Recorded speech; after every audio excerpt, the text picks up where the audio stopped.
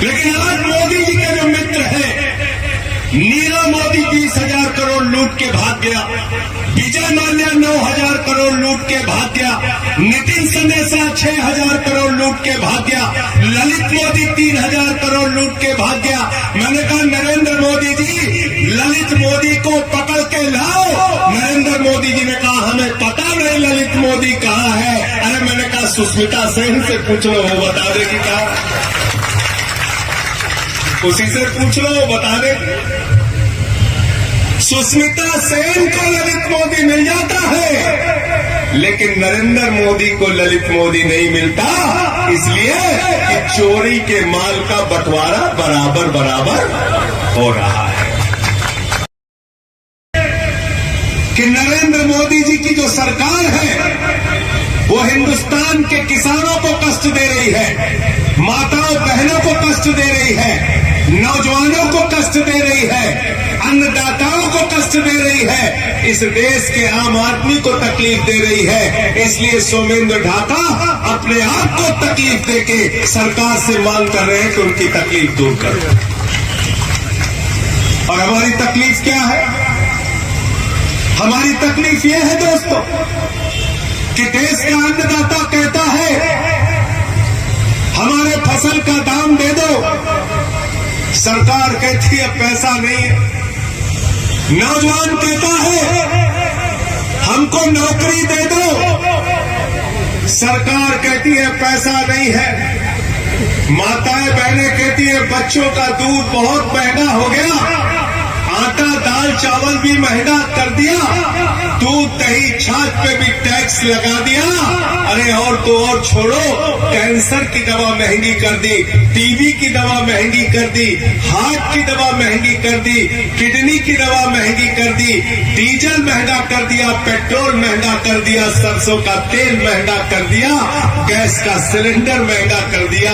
महंगाई तो कम कर दो मोदी जी। मोदी जी कहते हैं पैसा नहीं है, पैसा नहीं है। लेकिन ये पैसा गया कहां, इसका हिसाब मांगने के लिए आज इस क्रांतिकारी धरा पर आप लोग इकट्ठा हुए हैं, जहां कभी भारत के पूर्व प्रधानमंत्री चौधरी चरण सिंह जी आंदोलन करते थे, जहां हमारे मेरठ के तमाम क्रांतिकारियों ने जिस धरा पर आंदोलन किया, यहां पर आंदोलन करके अनशन करके मोदी जी से आप पूछ रहे हैं मोदी जी हमारा पैसा गया कहां? आपको मालूम है आपका पैसा कहां गया? बैंकों में किसका पैसा जमा होता है? किसान का, मजदूर का, नौजवान का, छोटे व्यापारी का, कर्मचारी का। और वो पैसा जो आपका बैंकों में जमा था, वो पैसा मोदी जी ने निकाल कर अपने मित्रों को बांट दिया। कितना बांट दिया? 11 लाख करोड़ रुपए बांट दिया। जब उनसे पूछा गया संसद में 11 लाख करोड़ रुपए आपने अपने मित्रों को कर्जा दे दिया, कितना पैसा वापस लाए?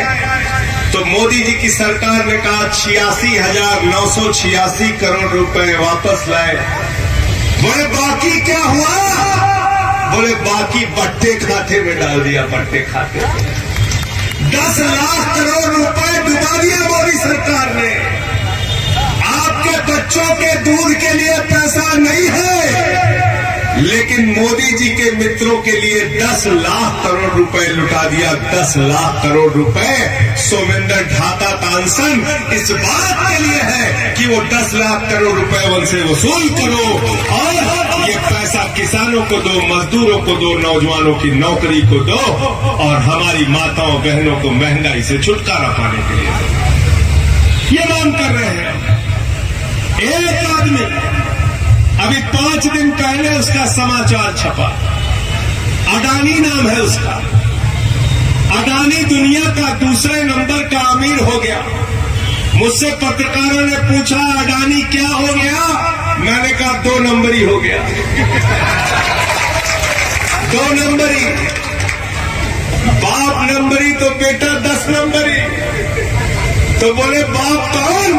अरे मैंने कहा अडानी का एक ही बाप हिंदुस्तान में है जो उसको राजनीतिक संरक्षण दे रहा है, उसका नाम है नरेंद्र मोदी। है कि नहीं, ये बताओ जरा। मोदी ने उसको कमाने का उसको अमीर बनाने का संकल्प ले लिया है। नरेंद्र मोदी का नारा है अडानी को दुनिया का नंबर 1 अमीर बनाना है। अरविंद केजरीवाल का नारा है इंडिया को दुनिया का नंबर 1 देश बनाना है। ये हमारी लड़ाई है। जीरो लगाते लगाते थक जाओगे। कितना पैसा है अडानी के पास? कितना? 13 लाख नहीं, 13 करोड़ नहीं, 13,000 करोड़ भी नहीं, 13 लाख करोड़ रुपया। कितना? 13 लाख करोड़। जीरो लगाते लगाते थक जाओगे। और मोदी जी ने कर्जा कितना दिया है? सोमेंद्र भाई ने बताया 77,000 करोड़ बैंक का कर्जा माफ कर दिया। और कर्जा दिया कितना है? 2.5 लाख करोड़ रुपए बैंक का कर्जा दिया है। 2.5 लाख करोड़ रुपए बैंक का कर्जा दिया है। अगर आपको 2.5 लाख रुपए का लोन खरीदना हो, लेना हो बैंक से, 2.5 लाख रुपए का लोन लेने में चप्पल घिस जाएगी। बैंक का मैनेजर दौड़ा दौड़ा के आपके पसीने निकाल देगा। 2.5 लाख रुपए आपको नहीं मिलेगा। अडानी को 2.5 लाख करोड़ का कर्जा मिला। भारत भूखमरी के मामले में 116 देशों की सूची में 101 नंबर पर आ गया। और मोदी जी अडानी को दूसरे नंबर का अमीर बनाकर खुश हो रहे हैं। हम ये व्यवस्था नहीं चाहते।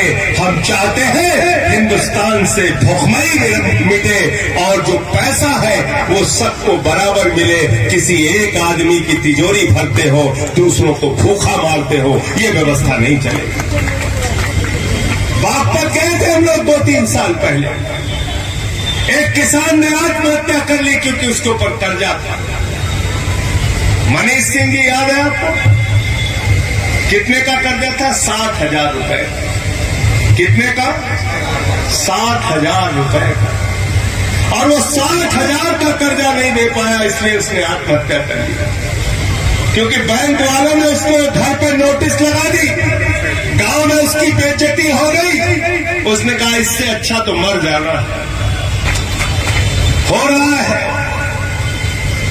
अभी आम आदमी पार्टी के किसी नेता के बारे में पता चल जाए कि उसके नाना जी ने 4 समोसा 10 साल पहले खाया था, पैसा नहीं दिया, तो कहेंगे इसकी सीबीआई से जांच कराओ, इसको फांसी पे चढ़ा दो।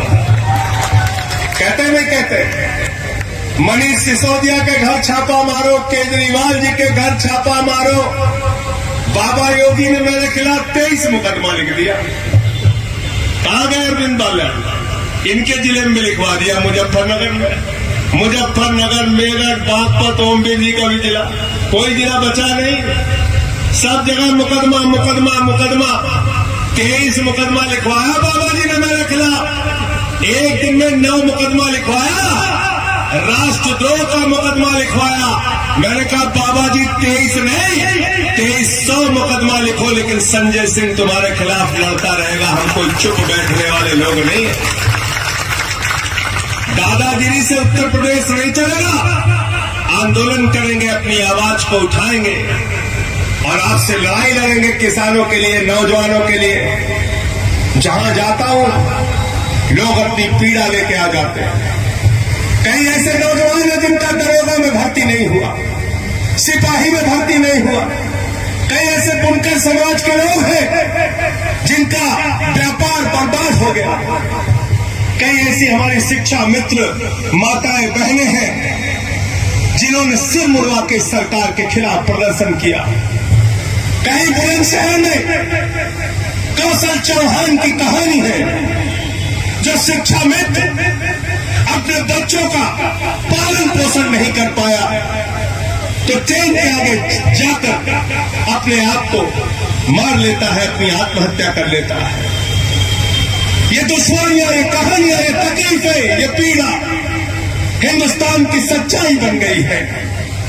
आज हमने अभियान शुरू किया सेल्फी विद सरकारी स्कूल, और ये अभियान तब शुरू किया जब बाबा आदित्यनाथ जी ने कहा उत्तर प्रदेश के सरकारी स्कूल को हमने कॉन्वेंट बना दिया है, हमने बागपत का स्कूल दिखाया, हमने मेरठ का स्कूल दिखाया, हमने सहारनपुर का स्कूल दिखाया, हमने बुलंदशहर का स्कूल दिखाया, हमने उत्तर प्रदेश के तमाम जिलों के स्कूल दिखाए जहां पर बिल्डिंग नहीं थी, टाट पट्टी पर बच्चे बैठ के पढ़ रहे थे, उनको नमक रोटी खाने के लिए दिया जा रहा था, उनको सूखा भात खाने के लिए दिया जा रहा था।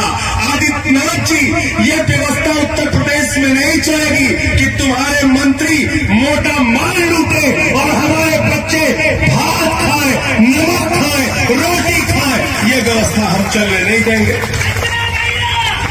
इसलिए मैं आम आदमी पार्टी के कार्यकर्ताओं आपका आह्वान करना चाहता हूं, हम अपने बच्चों को नमक रोटी खाने नहीं देंगे। स्कूल की बदहाली के खिलाफ आंदोलन करना होगा और उत्तर प्रदेश के सरकारी स्कूलों को ठीक करने की लंबी लड़ाई हमको लड़नी होगी। अभी कल खबर पड़ रहा था गंगा मैया के नाम पे भ्रष्टाचार, गंगा मैया की सफाई के नाम पर करोड़ों का घोटाला। नदियों की हालत जाकर देख लीजिए, हिंडन में आप जाकर देखिए, गंगा नदी में, प्रयागराज में, काशी में जाकर देखिए गंगा की हालत। गंगा रो रही है, उसमें नाले छोड़े जा रहे हैं, गंगा को प्रदूषित किया जा रहा है। प्रदूषण ठीक करने के नाम पर हजारों करोड़ रुपए निकाल लिया जा रहा है और मोदी जी कहते हैं गंगा मैया ने बुलाया है, हम गंगा मैया साफ करेंगे। गंगा मैया नहीं साफ कर रहे हो मोदी जी, गंगा मैया के नाम पे रुपया साफ कर रहे हो, रुपया। गंगा मैया के नाम पे रुपया साफ हो रहा है। फर्जी नारों में आपको फंसा के रखते हैं, हिंदू मुसलमान, हिंदू मुसलमान। भाजपाइयों के पास आपकी समस्या का कोई समाधान नहीं है। आप रोजगार मांगते हो, कहते हैं हिंदू मुसलमान। आप फसल का दाम मांगते हो, कहते हैं हिंदू मुसलमान। आप अच्छी सड़कें मांगते हो, कहते हैं हिंदू मुसलमान। इनके पास एक ही फार्मूला है, नौजवान कहता है नौकरी दे दो, भाजपा कहती है नौजवानों तुमको लाठियों से पिटवाएंगे, जेल में भी डालेंगे, पीठ लाल कर देंगे मार मार के, लेकिन वोट बीजेपी को देना क्योंकि हम मुसलमानों को ठीक कर रहे हैं।